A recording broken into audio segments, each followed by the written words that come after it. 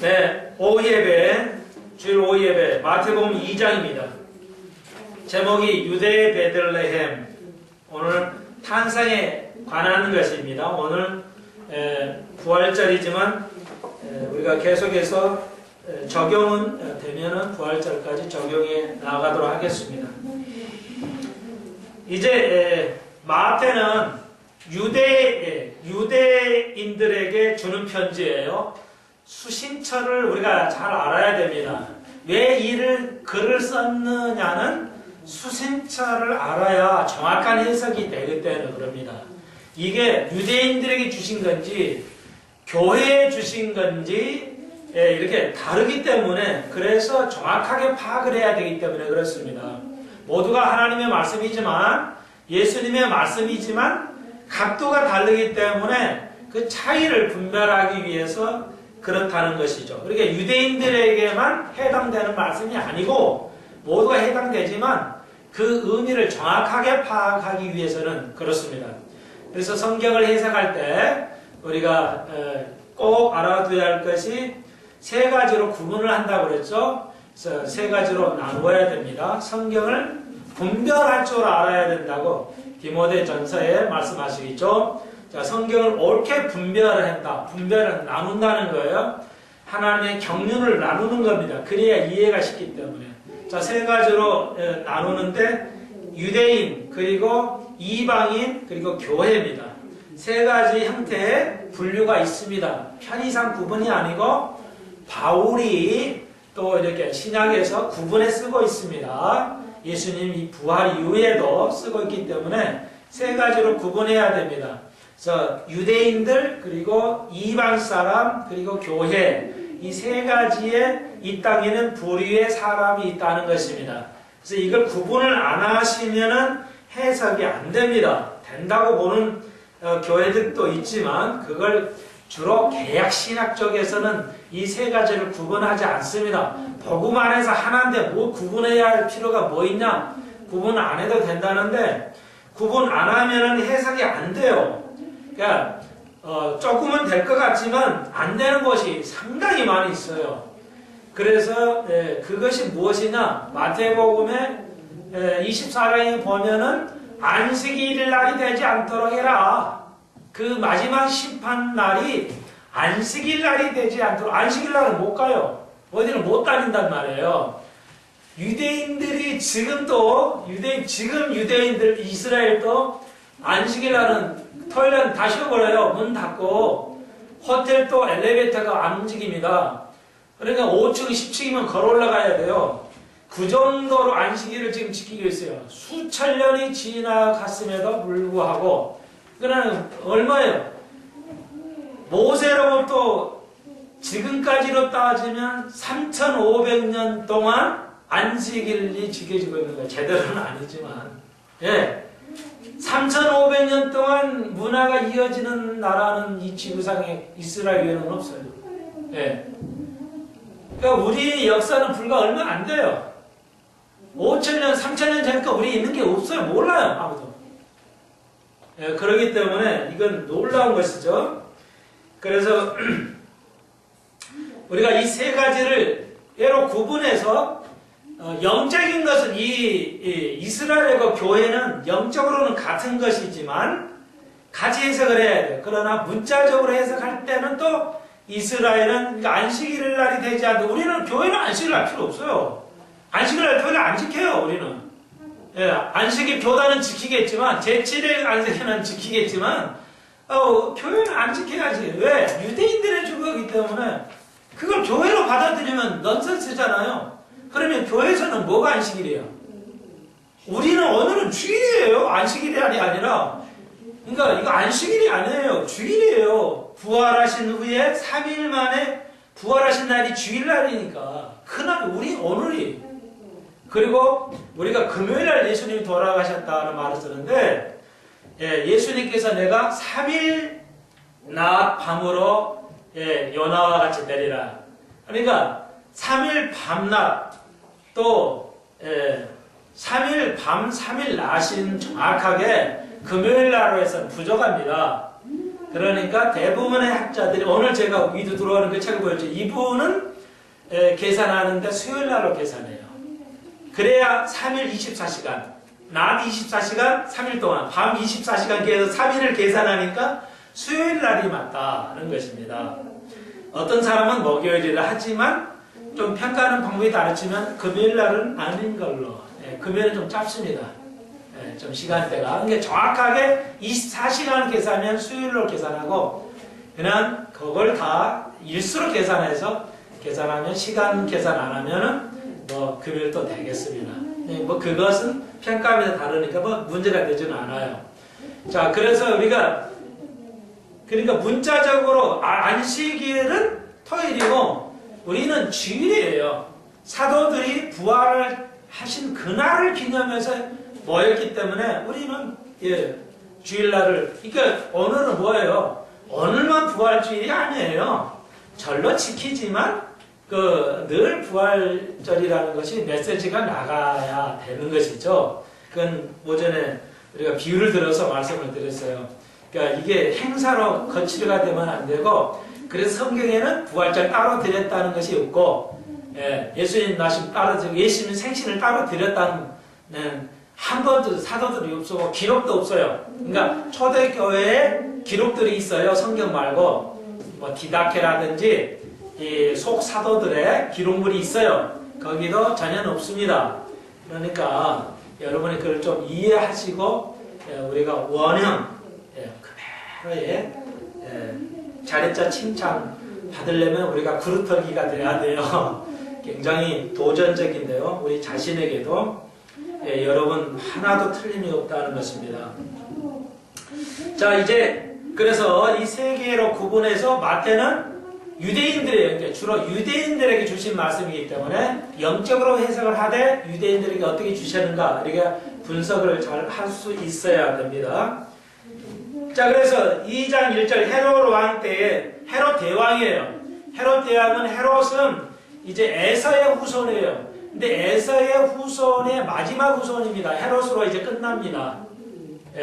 불행하죠. 에서의 회개하지 않은 에서 때문에 이제 이렇게 후손들이 악한 왕이 돼가지고 결국 자기 형제로 낳는 야곱의 후손에서 낳는 예수 그리스도를 죽이려고 한단 말이에요. 결국 헤롯 안티파스가 안티파라고 해요. 헤롯 대왕 말고요. 헤롯 왕이 죽고 그 다음에 아들 헤롯 안디바라고 해요. 그 헤롯 안디바가 이제 예수님을 죽입니다. 그러니까 이렇게 이해하셔야 돼요. 그래서 가장 적이 있는 형제들에 의해서 이런 일들이 벌어진 걸 알 수가 있습니다. 키는 작고 그래가지고 자기 아내도 죽여요.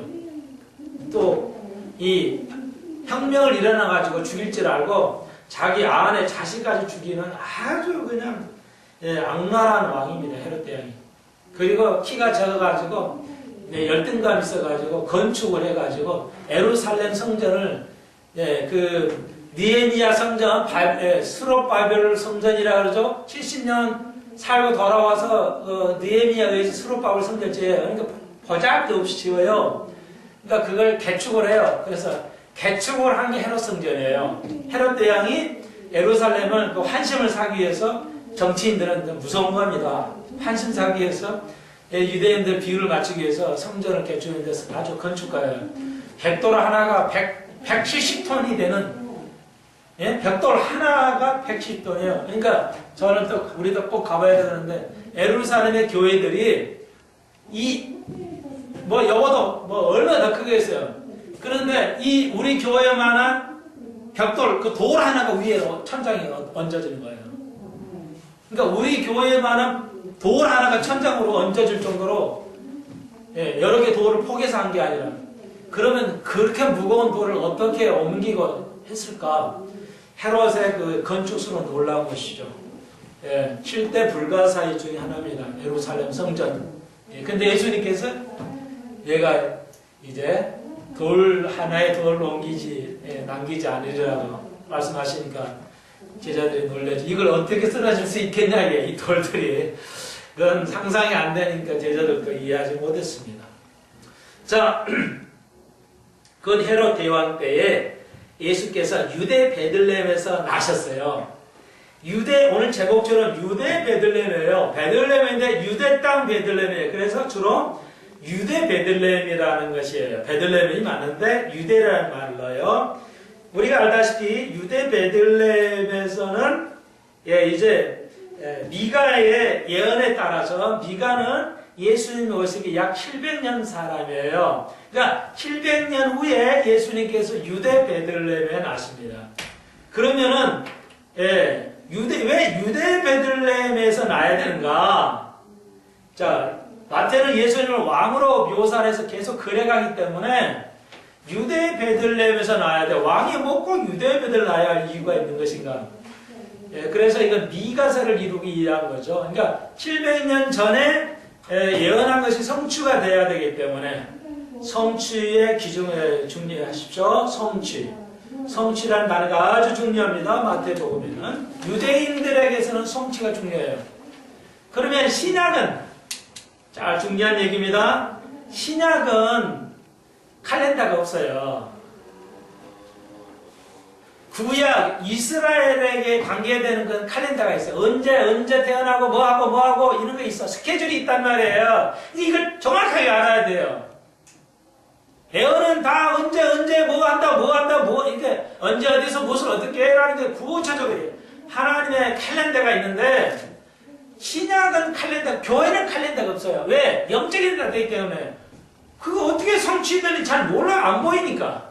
그래서 특별한 그 시대에 교회 사회를 세웠기 때문에 교회에는 칼렌더가 없습니다. 그래서 그냥 구원받아요. 믿고 구원하는 거 이렇게 해요. 뭐 언제 뭐가 생긴다 이런 게 없어요. 그러니까 교회하고 이스라엘을 이렇게 섞어버리는 그건 말이 안 되게 돼 있는 겁니다. 말이 안 되게 돼 있어요. 아까 안식일은 유대인들에게 준 것이죠. 우리가 안식은 하지만 유대인들에게 말씀하는 거죠. 교회 안식일이 어디 있어요? 맨날 지키기 안식일이 없잖아요. 토요일날 지키면 그건 이단이 되는 겁니다. 오늘은 안식일이 아니고 주일이에요. 자, 그러면은 유대인들에게 유대 베들레헴이 왜 태어나냐? 이건 미가의 언을 이룬 것인데 그것은 우리에게 무슨 의미가 있냐? 교회가 휴가하고 교회가 몇 년도에 뭐 환란이 오고 7년대 환란이 있다. 이런 스케줄이 있기 때문에 그걸 이루기 위함이에요. 그래서 이걸 우리가 자세히 알아야 돼요. 자, 이런 것도 이루었다면 정확하게 이루신다는 것이죠. 그런데 왜 베들레헴에 있냐? 예수님은 왕이니까 다윗의 왕 후손해야 돼요. 반란이 일어나고 왕 세우면 안 돼요. 그렇죠? 그러니까 인류의 왕은 다 사람이 만든 거지만 하나님께서 다윗의 왕으로, 그러니까 다윗이 고향이 어디예요? 베들레헴이에요. 그러니까 다윗이 베들레헴에 태어났기 때문에 그 계보에 따라서 반드시 베들레헴에서 태어나야 돼요. 이게 예언된 것이고 그래야 정통성을 가진다는 거죠. 왕으로 자격이 된다는 겁니다. 그래서 베들레헴은 베들레헴 두 마디예요. 빵집이란 뜻입니다. 베들이란 빵이고 햄은 집이란 뜻이에요. 죄송합니다. 베들이 집이고 햄이 빵이에요. 햄. 그러니까 빵집입니다.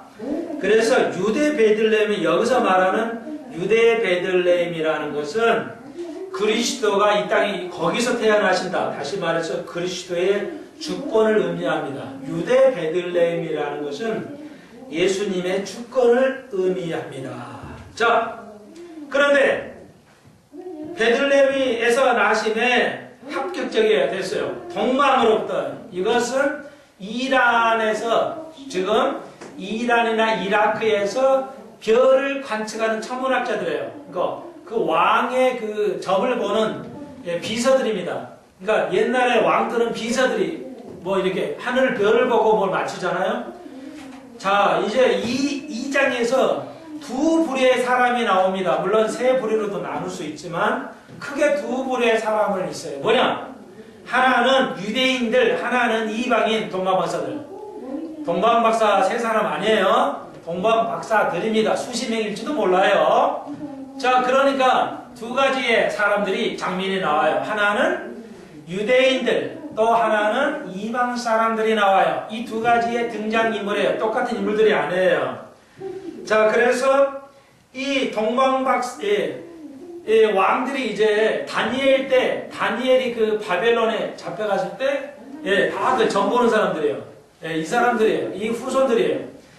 이제 별을 보고 오는 거예요. 아, 유대인의 왕이 나올 것 같다. 참, 하늘이 말을 하죠. 그래서 별을 관측하고 유대인이 왕이 날 거라고 생각하고, 먼 나라에서 이제 유대인으로 나시냐 하고 어디냐. 당연히 왕은 궁궐에서 나니까 궁궐로 찾아왔어요. 그랬더니 모든 헤롯 왕과 예루살렘이 난리가 난 거죠. 그렇죠. 왕이 여기 있는데 왕이 태어난다니까 난리 난 거죠. 그런데다가 또 온 예루살렘이 소동이 났어요.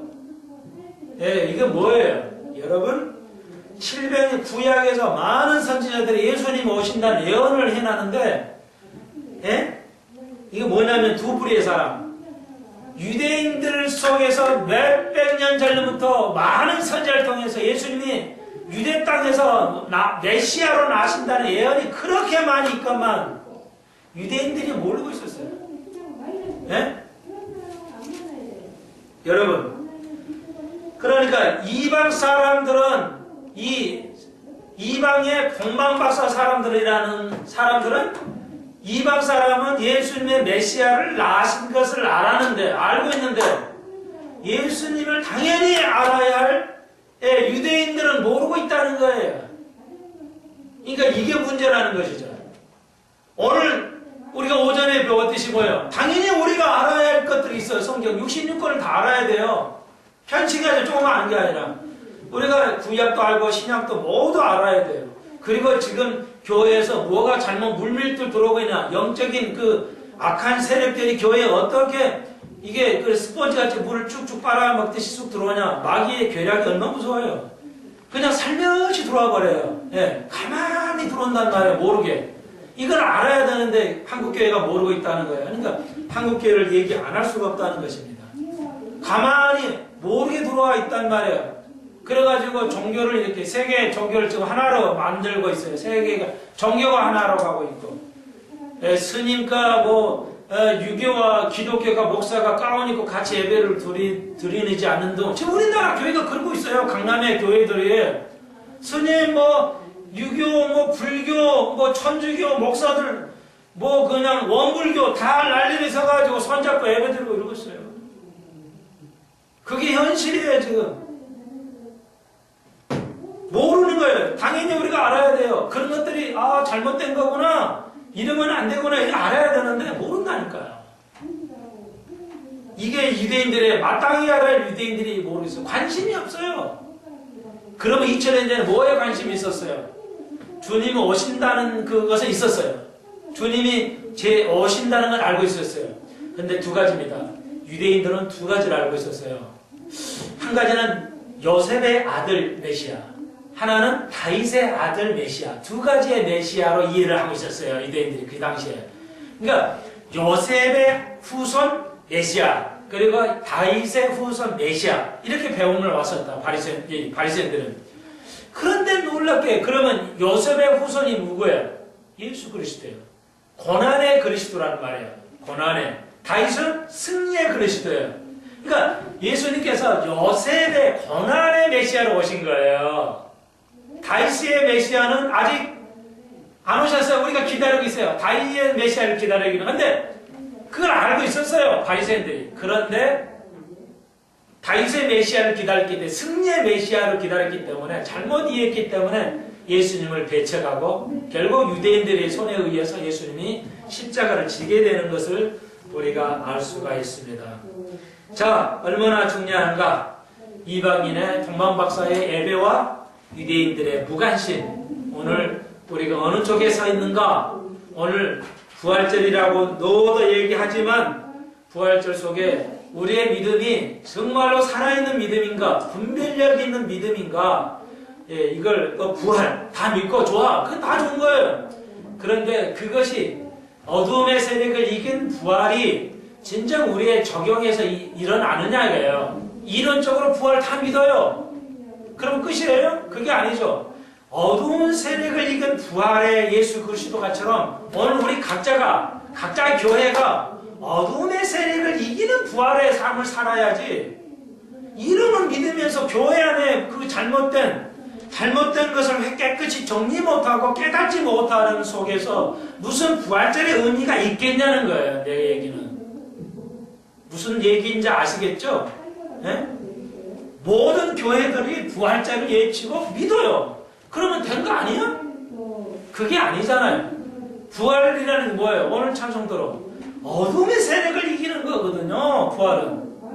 오늘 우리 교회가 어둠의 세력을 이겨야 된다는 거예요. 바로 그 세상까지 교회 들어오는 거. 나가서 복음 전하는 것도 중요하지만 더 중요한 게 뭐예요? 우리의 가정. 오늘의 교회들이 뭐 해야 돼? 깨끗해야 돼요. 자, 오늘 옆에 뜨면 목소리 높아지는데, 자, 굉장히 중요한 질문을 다시 먼저 드릴게요. 오늘 오후에. 왜 성경 전체는 성경의 대주제가 뭐라고 그랬어요? 성경 대주제가 하나님의 나라예요. 자, 하나님 나라 맞았어요. 자, 그러면 한 단계 더 들어갑니다. 하나님의 나라를 이루려면 하나님의 나라의 속성이라 할 수도 있고, 하나님의 나라를 이루려면은 뭘 고려해야 돼요? 두 가지야. 반대로 이것이 있어야 되고 이것이 없어야 돼요. 아주 쉽게 여러분 답을 맞추기 위해서 굉장한 50%의 힌트를 드리겠어요. 그러면 하나님의 나라를 우리가 알려면은 이루려면 두 가지가 있어요. 있어야 할 것이 있고 없어야 할 것이 있어요. 있어야 할 게 뭐예요? 고려해야 할 게 뭐예요? 하나님을 이루려면 뭐가 있어야 하나님 나라에? 예?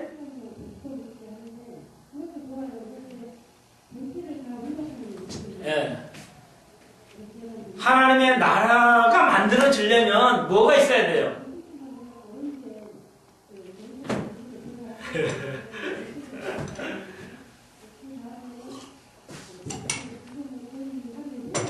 예, 거의 알 것 같은데 뭐 답이 안 나오죠. 그러면 모르는 겁니다.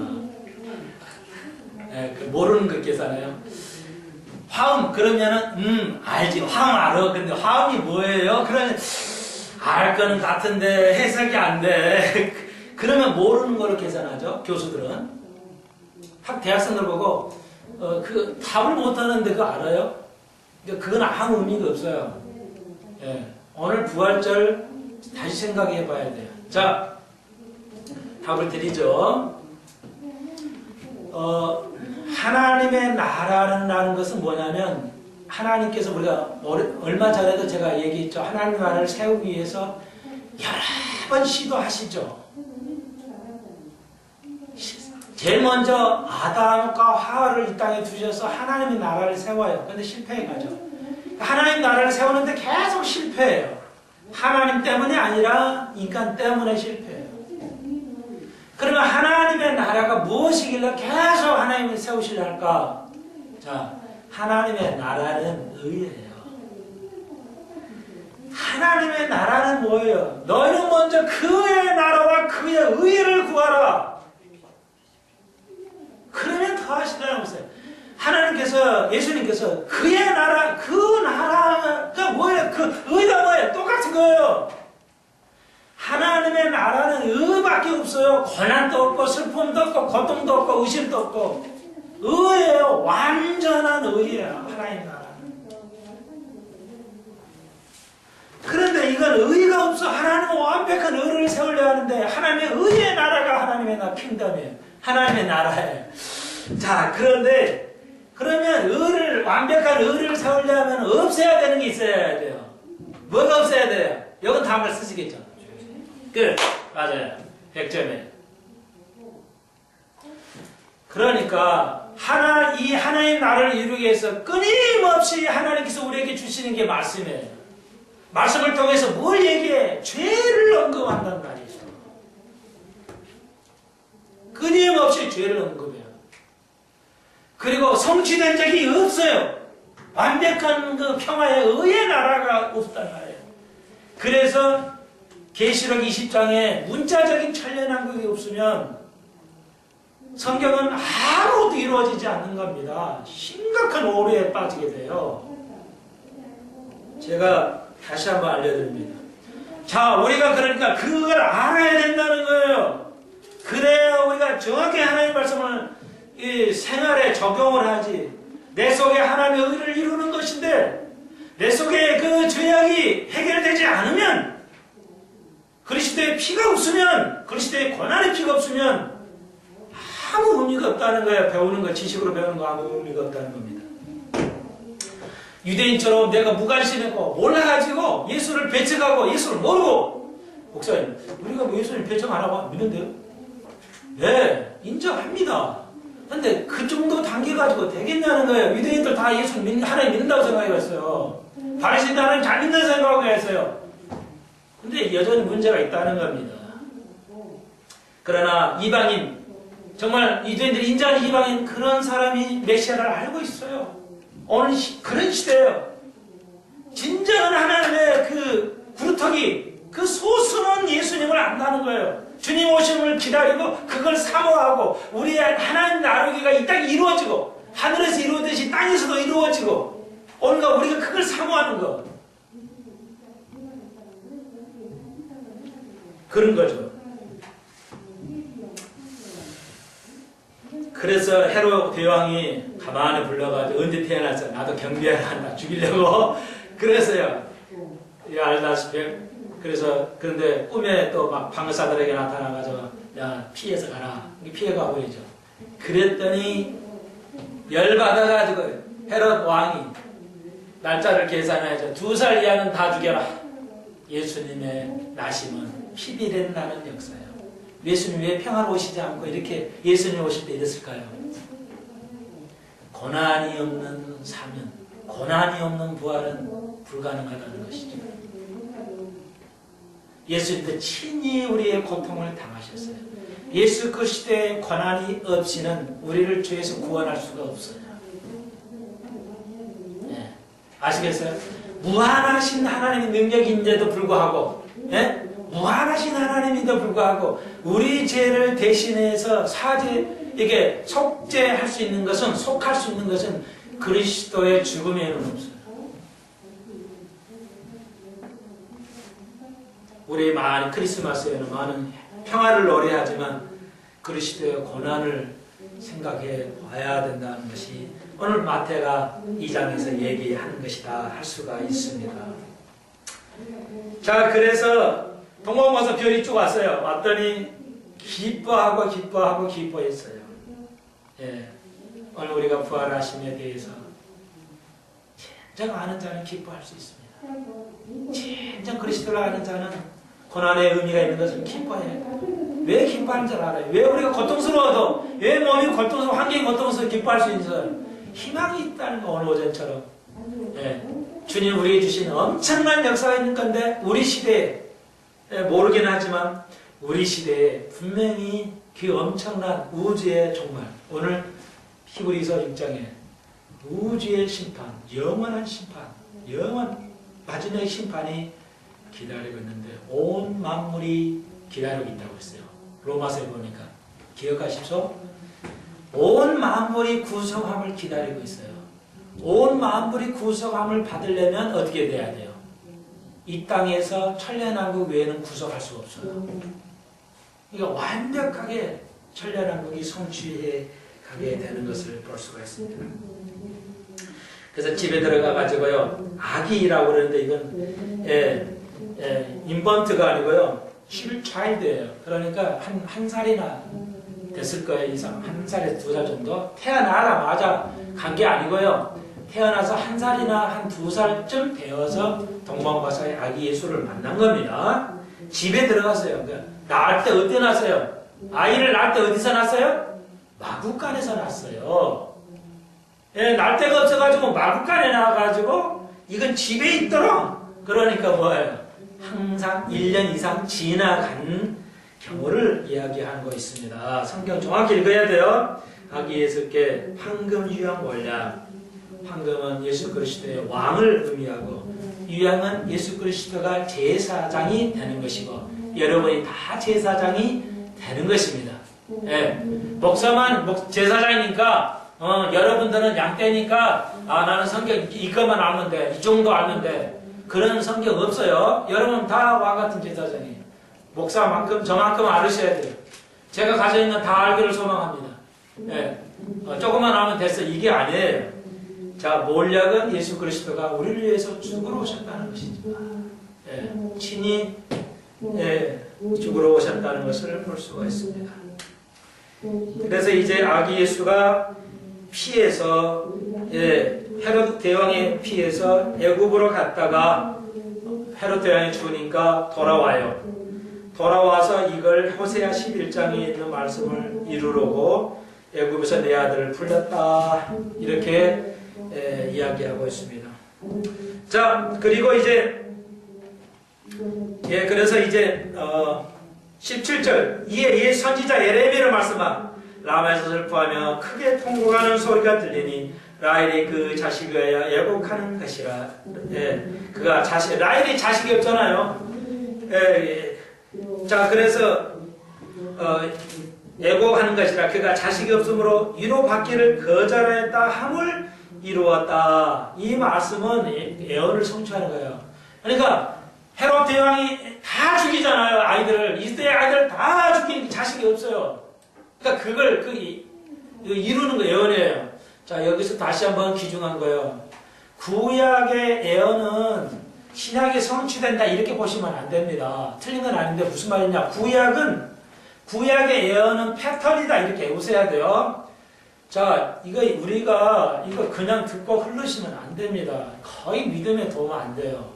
적용을 하지 않으면 도움이 안 됩니다. 자, 그럼 적용하려면 문제를 가지고 알아야 돼요.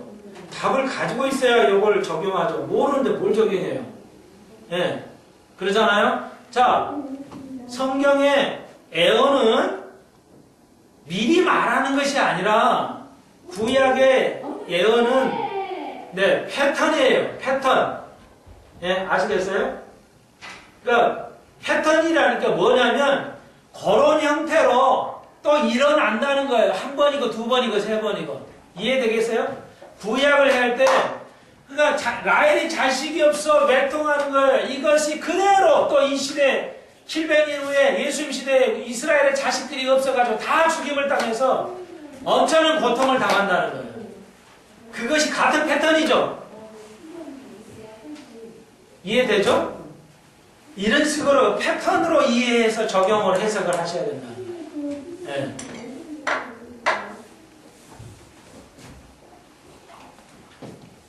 이걸 또 패턴하면 뭐예요? 뭐가 되겠어요? 이스라엘이 예수님 오실 때 어떻게 돼요? 재림으로 오실 때 거의 죽임을 당하게 돼요. 이스라엘도 엄청 많이 죽을 겁니다. 그리고 전세 인구가 3분의 1이 죽는다고 그랬죠. 70억 인구인데요. 엄청납니다, 지금. 근 20억에 가까운 인구가 이제 죽게 돼요. 그러니까 이렇게 패턴으로 이해를 하셔야 돼요.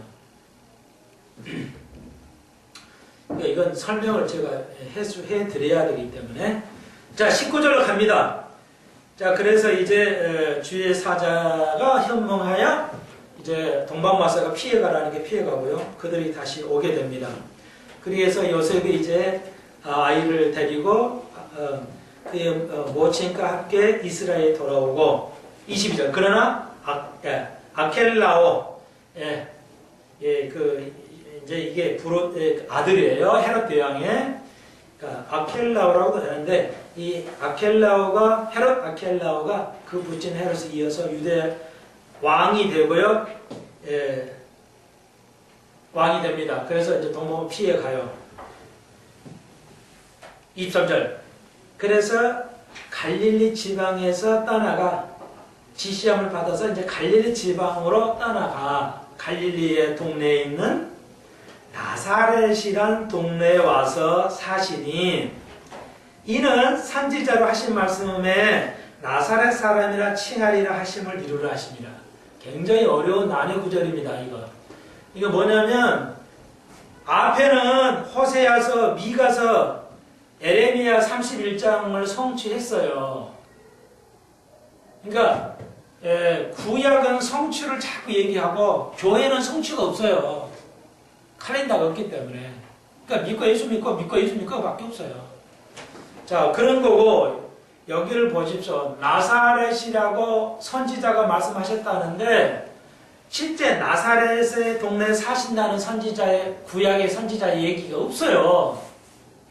그래서 이게 어떻게 된 것인가 해석을 잘해야 되는데 이건 몇 가지로 해석이 됩니다만은 쉽게 이해해 드리기 위해서 시편에 보면 이스라엘의 사람으로 오지만 배척당하죠, 예수님이. 그 말씀으로 해석을 합니다, 저는. 그러니까 그렇게 이해하세요. 그러니까 나사렛 사는 동네가 뭔데? 그러니까 나사렛이라는 것은 천한 사람으로 이 땅에 오셔서 우리 중에 한 사람으로서 사셨다는 의미예요.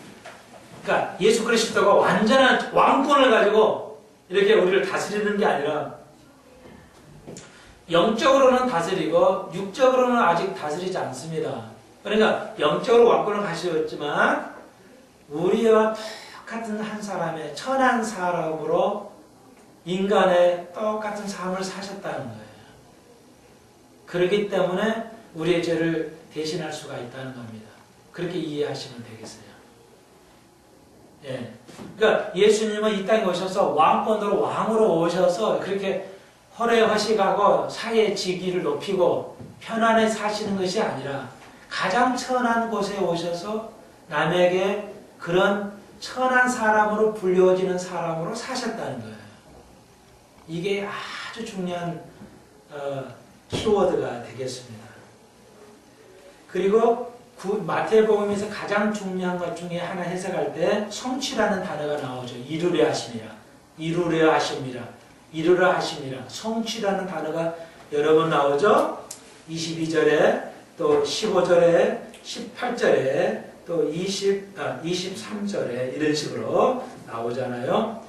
여기서 이루려 하심이란 단어가 에베소서의 충만하라는 단어하고 동일합니다.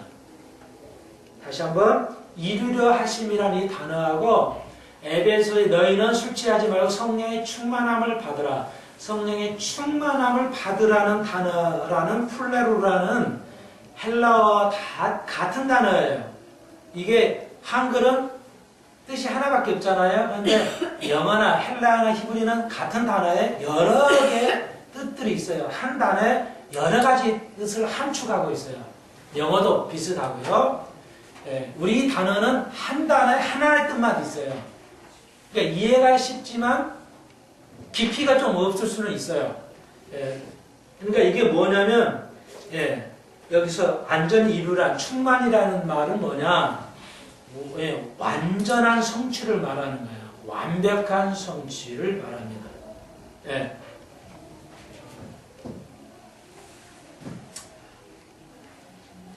그 다음에 다시 말해서 적용을 하자면 왕권으로서 완벽하게 구약을 성취하고 구약에 이르는 것을 지금 또 성취해 간다.